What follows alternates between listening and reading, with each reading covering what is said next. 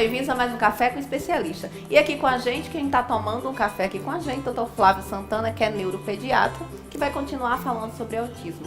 Flávio, obrigado por ter aceito o nosso convite. Eu que agradeço. Mais uma vez no nosso programa, né? Obrigado mais uma vez. Flávio, quais são as principais causas, motivos que levam uma mãe te procurar e aí você poder desconfiar ou de cara perceber que pode ser um autismo? É uma excelente pergunta para a gente começar.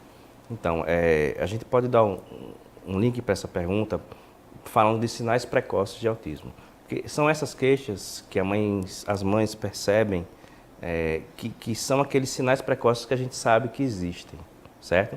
O principal motivo de procurar um especialista no consultório é o atraso na linguagem. É a criança que ela compara com as outras mães e ela vê que o filho dela não está falando do jeito que era para falar. E é importante a gente deixar um marco que aos 18 meses de idade a criança tem que estar falando 5 palavrinhas. Então, aos 18 meses, se ela já não fala 5 palavras, alguma coisa está errada. Existe aquela história, é importante a gente falar isso, é até engraçado, da desculpa assim, não, tem um primo de uma tia, de uma irmã que falou. Mas a coisa é tão rara, se você parar para pensar, que ficou marcado naquela família, não é o normal. Então, não adianta ter isso como desculpa. Outra coisa são, alguns especialistas não estão preparados, inclusive o pediatra também, e tem uma frasezinha que 80%, até mais, dos pacientes que eu dou diagnóstico de autismo, já ouviram. Não está no tempo dele. Não, deixa que está, é o tempo dele. Essa frase é horrível. Então, chegou aos 18 meses, não fala 5 palavras, tem alguma coisa errada. Procure um especialista. Existem os precoces, né? Lógico que existem os precoces, mas não passar de 18 meses para começar a falar. No caso do autista, da criança com autismo, ele não fala nada ou ele fala um pouco menos que 5? Como é nesse caso? Hoje, Renata, o diagnóstico de autismo ele não passa pelo atraso de linguagem. O atraso de linguagem ele faz parte, como eu te falei, é uma pista, certo? Um despertar. É um despertar. Vai procurar o especialista. Assim como existe outro, que é importante a gente falar antes de eu te responder, que é aquela história da mãe chamar a criança e a criança não responder.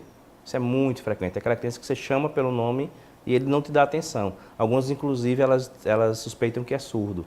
Então, chamar e não responder é a segunda causa mais frequente da mãe procurar o especialista. A criança que atrasa para falar, que chama e não responde, são sinais precoces importantes. E são sinais gritantes, né? São, né, Flávio? sim. Porque existem algumas crianças que são desatentas, né? Às vezes, quantas vezes a gente está assim concentrado, alguém chama, a gente não escuta. Mas são sinais gritantes, de chamar mesmo várias vezes e não responder. Não dá atenção para a mãe. Então, a mãe, o pai, o irmão, seja quem for, ele é como se ele fosse surdo mesmo. E aí é que está, o grande problema do autista é a comunicação. A gente está falando de autista, né? O nome certo da patologia é transtorno do espectro autista, mas o termo autista não está errado, é um termo que se consagrou e pode ser usado. Mas o autismo mesmo, o diagnóstico de autismo, ele passa por 2 características. Uma, tem que ter as 2, certo? Os define. Uma é o prejuízos na comunicação social. São crianças que não interagem com outras crianças. E não basta estar ali no meio das outras crianças e correr e ele está correndo atrás. Tem que haver uma comunicação, tem que haver interação. É uma criança que normalmente se isola. Esse é um critério que tem que ter. E o outro é que a gente chama de comportamentos restritos e repetitivos. São alguns comportamentos, como o próprio nome já diz, repetitivos, que eles fazem com muita frequência. Existem as estereotipias, que são comportamentos motores, de balançar a mão, de balançar a cabeça. Mas existem comportamentos do tipo brincar com partes do brinquedo, e ele pega, em vez de ele dar função ao brinquedo, ele brinca com aquela partezinha do brinquedo e fica com aquilo ali o dia todo, entendeu? Então, quando começa a aparecer algum comportamento muito repetitivo, muito restrito, associado a uma dificuldade de interação social, a gente fecha o diagnóstico, certo? E aí, esse diagnóstico, não existe um exame específico para ele, não é, Flávio? Exatamente, isso é importantíssimo. Tem mãe que chega no consultório, porque na verdade é muito mais fácil você dar um diagnóstico com um exame na mão. Um exame de imagem, uma ressonância, alguma coisa do tipo. É mais concreto a coisa, né? Já o autismo, como alguns outros distúrbios neuropsiquiátricos, são critérios clínicos. São critérios bem definidos, bem estudados.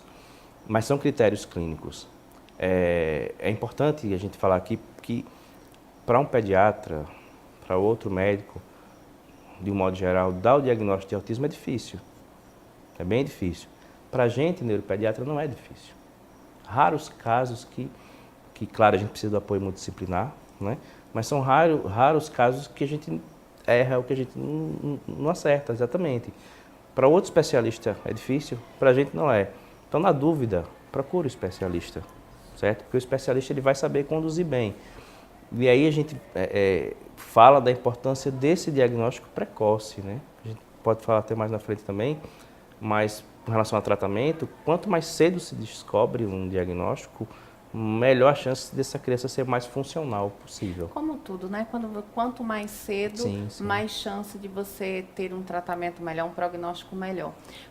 Com relação a causas, eu conversei com algumas mães e elas relataram algumas situações durante a gestação.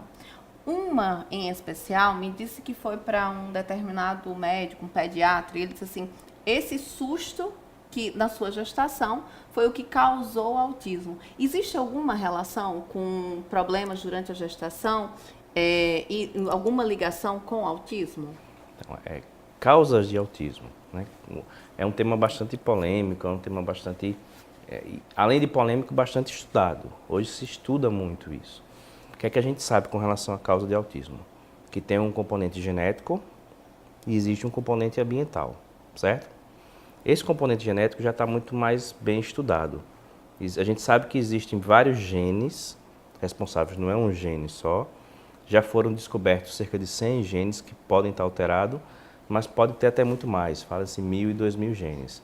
Então, aí acontece, esse gene, durante a sua formação, durante a formação do cérebro, esses genes eles são mal formados, vamos falar assim, e tem falhas, né? São genes com falhas e são genes responsáveis pela comunicação entre os neurônios. É isso que a gente sabe. Então, que existem genes responsáveis pela comunicação entre os neurônios que estão falhando, certo? E aí, existem 3 grupos de falhas genéticas, vamos falar assim. Existe aquela criança que já nasce com essa falha genética, já está lá no desenvolvimento e que essa falha mostra que essa criança vai ter autismo, tá? Existe aquela criança que a gente sabe que não tem falha genética nenhuma, que a gente sabe que não vai ter autismo. E existe aquela criança que entra na sua pergunta que nasce com falhas genéticas que levam a predisposição a ter autismo. Ela pode desenvolver ou não. E aí essas falhas genéticas a gente não sabe exatamente quais, mas sabe que existe. O que é que vai fazer levar ao autismo? Aí vem os fatores ambientais, certo? E aí nesses fatores ambientais é que existe muita especulação, certo? Com relação a susto, nunca ouvi falar. Mas, por exemplo, a gente já sabe hoje que o uso de cigarro na gestação, se a criança lá na formação é essa que tem uma predisposição, pode fazer com que apareça intraútero, né? Aquele cigarro ainda na gestação. Mães que têm a gravidez, são fatores intraútero ainda. Mães que na gravidez tiveram essa gravidez em ambiente com muita poluição. Você sabe que existe uma relação gravidez na poluição. Nessas crianças que têm uma predisposição genética, pode levar à prematuridade. Crianças que nascem prematura, que têm essa predisposição. Ou seja, são crianças que têm a predisposição. Existem crianças que não têm falha genética nenhuma, que pode ter a poluição, o cigarro que for, que não vai ter. Acontecer. Ela tem que ter a predisposição. E existem outras que, independente de qualquer coisa, já vai ter. Então, existem esses 3 grupos, entendeu? Mas isso intraútero. Isso intraútero. Intraútero. Não nasceu de repente, tem a predisposição, mãe não fuma, ambiente sem poluição, nasceu e depois do nascimento desenvolver? Não, o que a gente tem, pode até ter, mas o que a gente tem de estudos mais é com relação a estresse ambiental, a gente chama assim, intraútero, durante o desenvolvimento desse cérebro, porque é um transtorno do neurodesenvolvimento. Então, durante esse desenvolvimento do cérebro, alguma falha aconteceu que fez com que esses genes não funcionassem direito. Ok. Certo? Flávio, eu coloquei nas redes sociais que eu ia fazer essa entrevista com você, se alguém tinha alguma dúvida, e eu recebi vários relatos de pacientes seus no meu direct. E uma delas foi a Edivânia, que ela tem gêmeas. As duas têm autismo. E aí veio... A gente... Lindas, por sinal. Ela colocou a foto, são realmente.